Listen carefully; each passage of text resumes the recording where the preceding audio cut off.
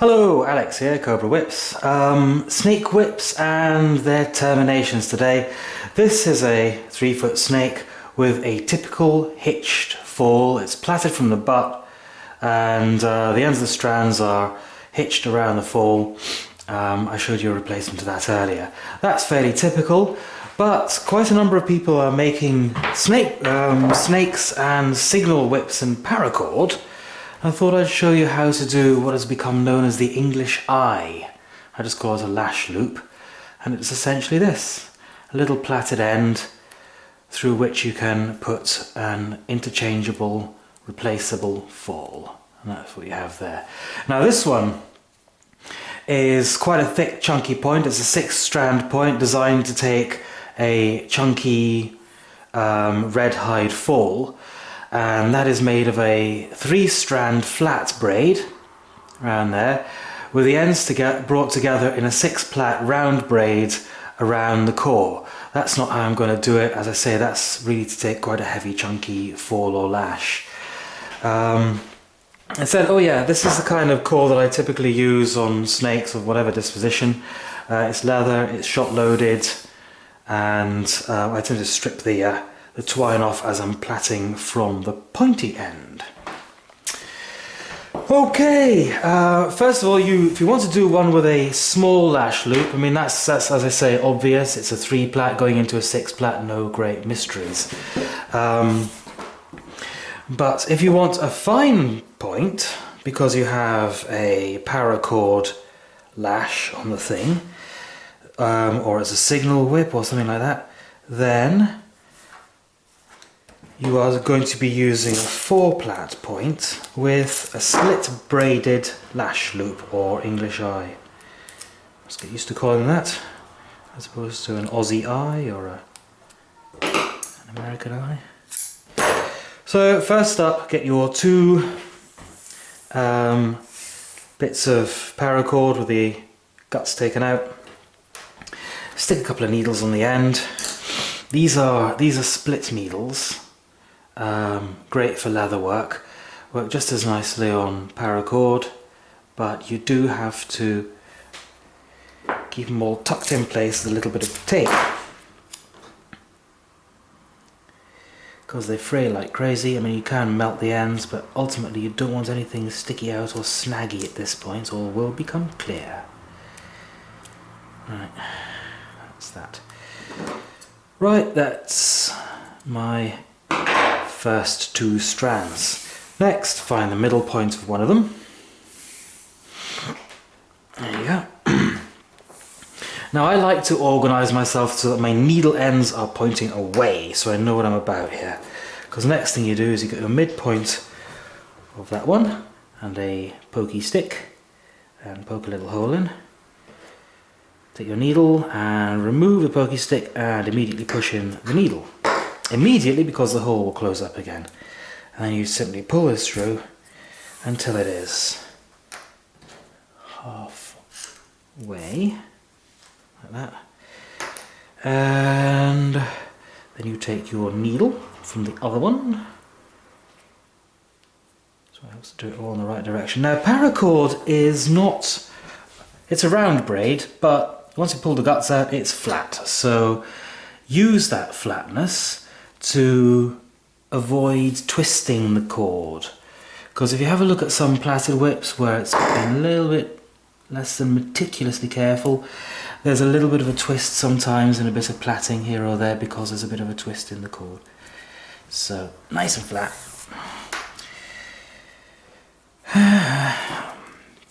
When I master the art of fast forward, I'll be able to edit these things better, but in the meantime you'll just have to bear with me. This is how long it takes. Let's do that again. Pokey poke and pokey poke.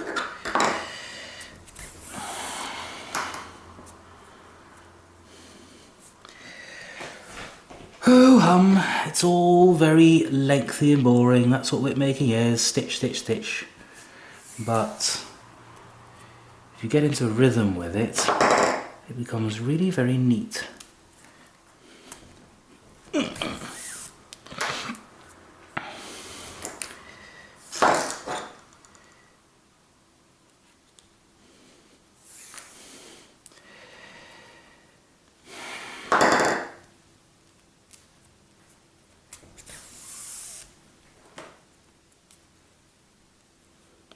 check, make sure it's all okay.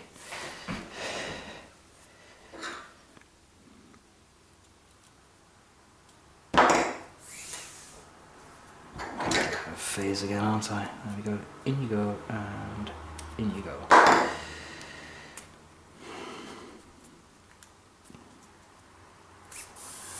How are we doing? We have a weeny little loopette. Now, if I were going to be making a signal whip, that's what I'd use. I'll put another one in, why not, since I'm here. Just makes it all easier to see.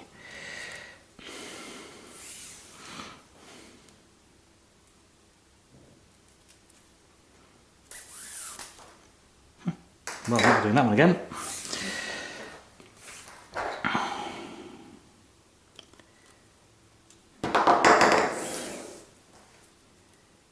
And in you go. Boom. Simple. There's that. One little slit braid. There you go. Now, all you do is just make sure it's nice and tight and okay and even and flat. Rounded thingy. There you go, just round it off a little bit. Flat, good. Next up, onto the hook with him. And now you're ready to plait. So, getting one's core. Ta-da! Here's one I made earlier. To hand. And a peg and a second peg just in case. Let's put these away. No, let's not bother, let's just do this quickly. Okay, right, you have 4 bits here. That is on top of that. And that one is on top of that. So that one kind of goes this way because it's gone under that one, and it therefore goes over that one, like so. And this one goes under that one and on top of that one, I think. Then that one goes on top of that, and that one goes on top of that. Pull it all tight, see how it looks. Good, right, okay. And here we go, bang, wallop. And the bang, wallop. And it all goes, ooh, no. Fold it nicely, because it's actually quite flat. Right, there you have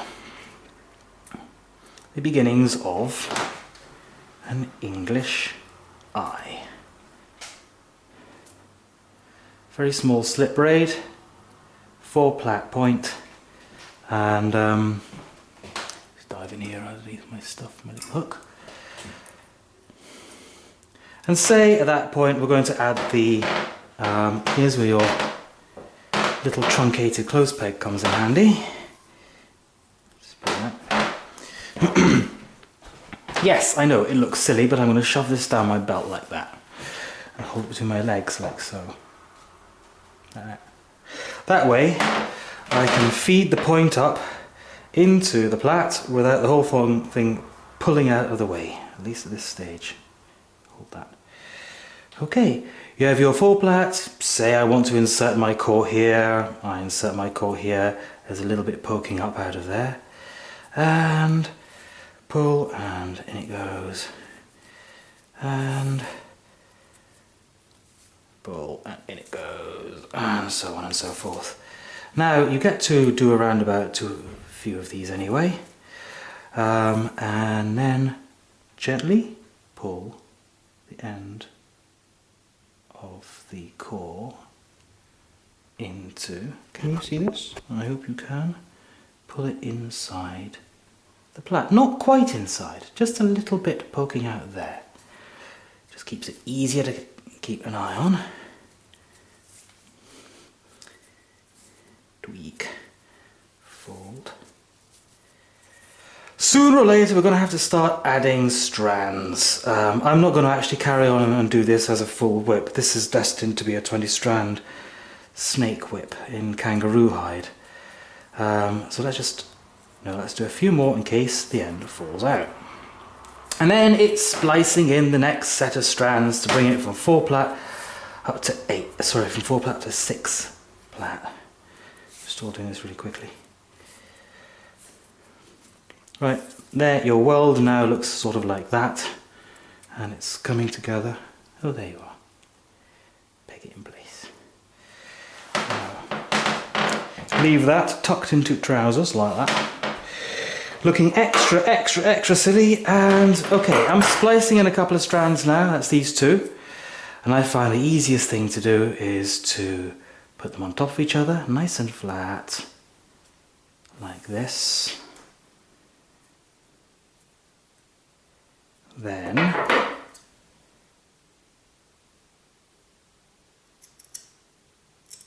trim them off like so. And very carefully not touching them because they'll fall apart at this stage. A little bit of heat and tack them together, a little bit more heat and tack them together some more. A little more heat. This is polyester. Works just as well with nylon. Paracord is more or less paracord. And there you have a nice little point which you can dress with your scissors.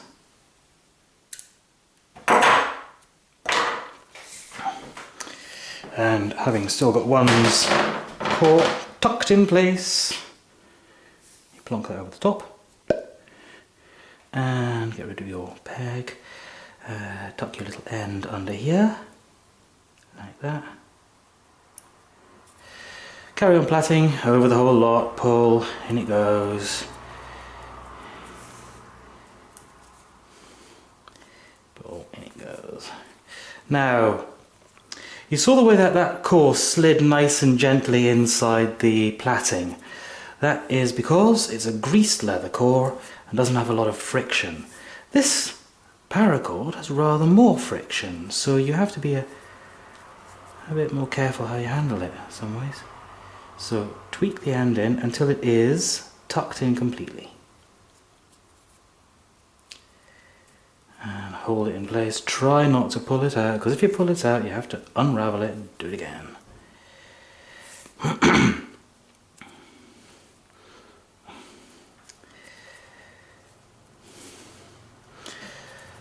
This little process, splicing in strands, you just do that for the others. I find that when plaiting kangaroo hide, I will cut 1.5 times the length of strand of the finished whip. So a 6-foot whip gets 9-foot long strands, plus a little bit to hold on to, so maybe 10-foot strands.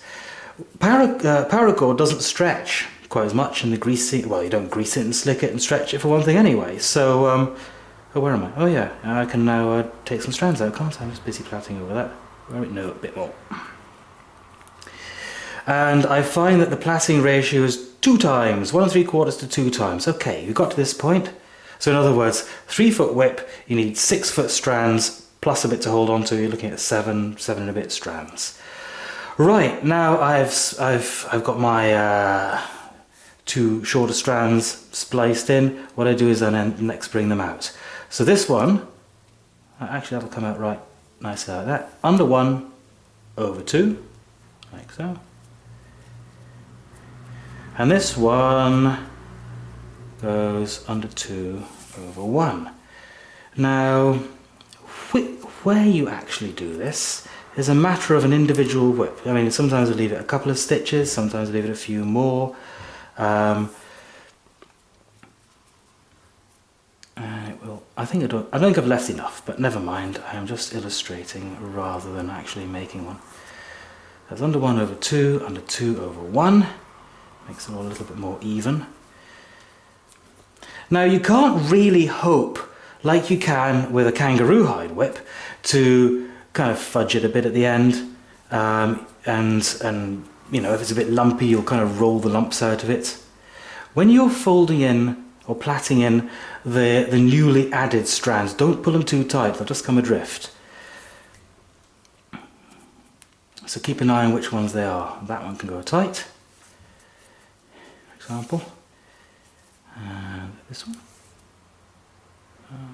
Yeah, that one can go tight. Also, this stuff doesn't have the same kind of breaking in potential as kangaroo or leather of any kind. So, you've got to not plait it too tightly, I think. Oh, talking of plaiting tightly, if you do want to plait the thing tightly, use one of these. which is a little dinky yachting cleat attached to a bit of dowel rod. It means all you have to do is, so I'm plaiting that one, grab that here, reach through here for that strand, slot it in place, give it a good tug, fold it over, swap hands, round underneath there, grab it, feed it in place, give it a pull around there, and as you pull that round, swap hands and tuck it in. I tried two, one in each hand, but that was one too many. Right, there you go. That's how you start off. You do a little English eye and splicing your first bunch of strands on a paracord, or probably any other kind of snake. As you see, the splice has turned out really quite neat, apart from a little rucked a bit. I wouldn't have left it like that. But as I say, that is not destined to be a paracord snake. Questions, comments, give me a shout. Thanks for watching. Bye.